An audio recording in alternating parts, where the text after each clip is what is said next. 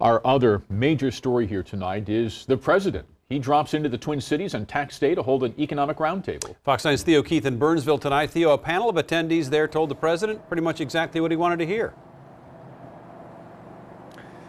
Yeah, these were people, business leaders who were handpicked by the White House to talk about how the recent tax cuts had helped them.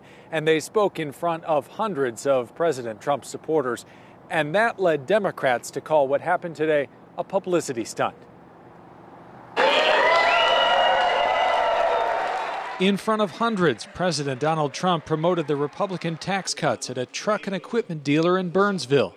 We promised that these tax cuts would be rocket fuel for the American economy, and we were absolutely right. The event turned into a 2020 campaign speech. Everything that we've done can be undone, and bad things can happen. The president was here for a roundtable with business managers. Most were not from Minnesota.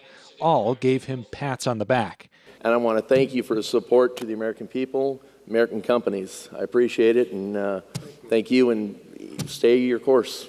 The president did veer from tax cuts to criticizing asylum seekers at the border.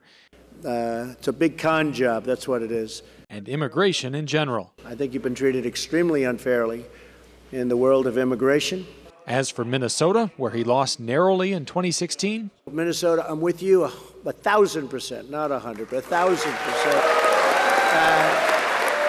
The state GOP chair says the visit shows where the president's focus is. The Metro was difficult for us in 18, but we're confident that the 2nd Congressional District, 3rd Congressional District, we can get these seats back.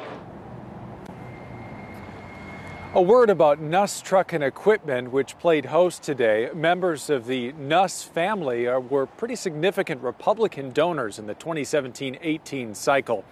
And Democrats say that the tax cuts benefited the wealthy and the well-connected and did not benefit low and middle-income people. And finally, on the topic of Minnesota Congresswoman Ilhan Omar, who the president has been attacking on Twitter lately over the past 3 days, he was just miles from Congresswoman Omar's district today, but made no mention of her. Live in Burnsville, Theo Keith, Fox 9.